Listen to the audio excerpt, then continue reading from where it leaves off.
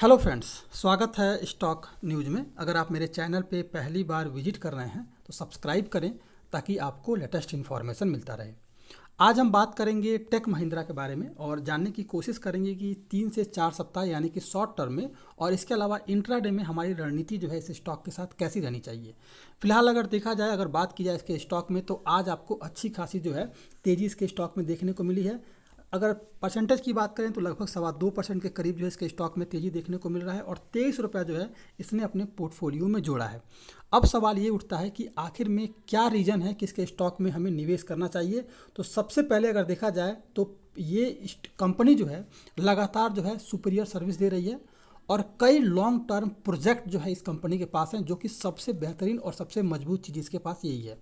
Long term product contract है, तो contract अगर लॉन्ग टर्म है इसका मतलब कि इस कंपनी का रेवेन्यू जो है लगातार आपको इंक्रीज होता हुआ दिखाई दे सकता है। और ये जो कॉन्ट्रैक्ट है केवल एक ही सेक्टर का नहीं है, बल्कि कई सेक्टर, अलग अलग सेक्टरों के कई सारे कॉन्ट्रैक्ट हैं, जिससे कि डिपेंडेंसी जो है किसी एक सेक्टर पर कम हो जाएगी। मान लीजिए अगर किसी केवल एक सेक्टर पर अगर इसकी डिपेंडेंसी रहती और एक ही सेक्टर का कॉन्ट्रैक्ट रहता, तो अगर उस सेक्टर में अगर कंपनी लॉस करती तो फिर इसके रेवेन्यू और इसके बाद से इसका जो प्रॉफिट है उसमें लगातार आपको गिरावट देखने को मिल जाता।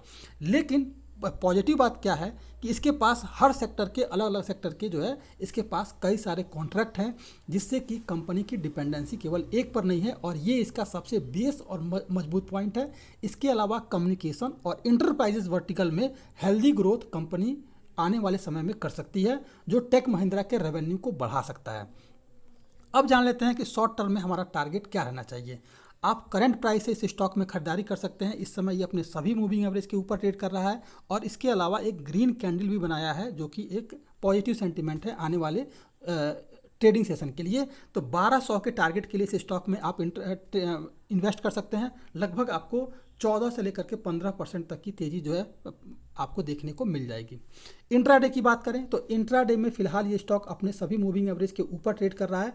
और अगर ऑप्शन चेन की बात करें तो अगर मार्केट में किसी तरह का निगेटिव सेंटिमेंट बनता है तो लगभग 3,28,000 के करीब जो है, ये लगभग 1,040 के करीब जो है ये आपके पुट राइटर बैठे हुए हैं, यानी कि ये आपको यहाँ से हिलने नहीं देंगे। यानी कि अगर मार्केट में करेक्शन आता है तो 1,040 के पास ये स्टॉक आ सकता है और यहाँ से आपको फिर से तेज़ी देखने को मिल जाएगी।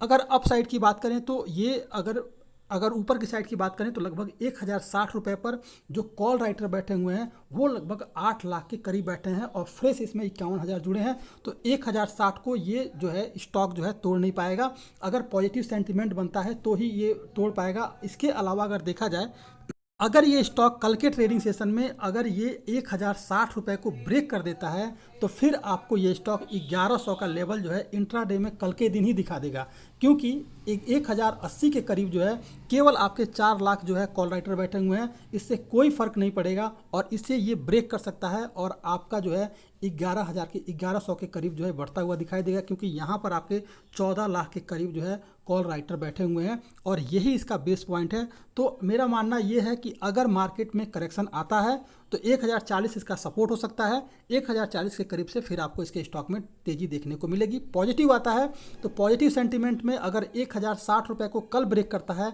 तो ये स्टॉक इंट्राडे में 1,100 का लेवल जो है आपको टच करता हुआ दिखाई दे सकता है। ये था आपका टेक महिंद्रा। अगर आप मेरे चैनल पे पहली बार विजिट कर रहे हैं तो सब्सक्राइब करें ताकि ऐसे ही आपको लेटेस्ट इन्फॉर्मेशन मिलता रहे।